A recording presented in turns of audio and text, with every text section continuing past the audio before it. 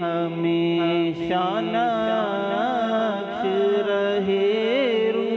روئے یار آنکھوں میں، وہ نور دے میرے پروردگار آنکھوں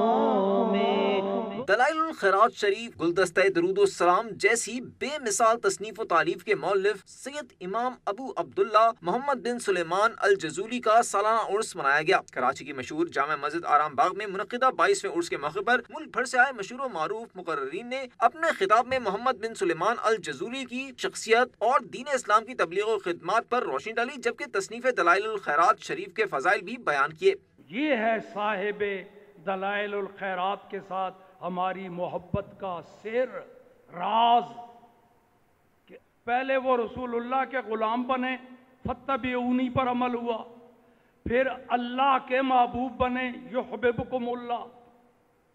پھر جبرائیل کے محبوب بنے، پھر آسمانی ملائکہ کے محبوب بنے،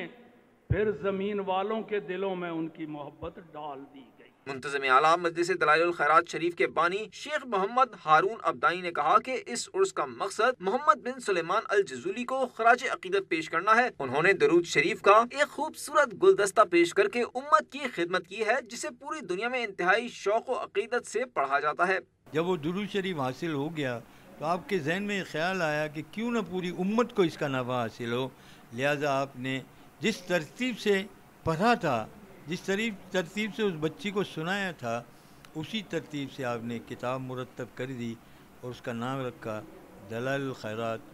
شوارق الانوار فی ذکر الصلاۃ علی النبی المختار۔ خادم مجلس دلائل الخیرات شریف محمد شاہد تنبیہ نے بتایا کہ عظیم الشان مجلس کا اہتمام گزشتہ 22 سال سے نہ صرف سالانہ بلکہ ہر ماہ چاند کی پہلی اتوار کو اس سلسلے میں مختصر محفل منعقد کی جاتی ہے۔ اسلامی مہینے کی پہلی اتوار کو سید مرشدی محمد بن سلیمان جزولی کی ماہانہ محفل ہوتی ہے، اور دوسرے میں 12ویں شریف کا منایا جاتا ہے، جس میں قصیدہ بردہ شریف اور قصیدہ بردہ شریف اور قصیدہ محمدیہ شریف کا ورد ہوتا ہے، اور مہینے کی مناسبت سے بیان ہوتا ہے۔ اس میں محمد بن سلیمان الجزولی کے سالانہ عرس کی اس تقریب سے لاہور سے آئے ہوئے علامہ عبدالستار سعیدی صاحب، شیخ الحدیث غلام جیلانی اشرفی، مفتی عابد مبارک، ڈاکٹر رضوان نقشبندی، مفتی آصف عبداللہ سمیت دیگر مذہبی شخصیات نے خطابات کیے۔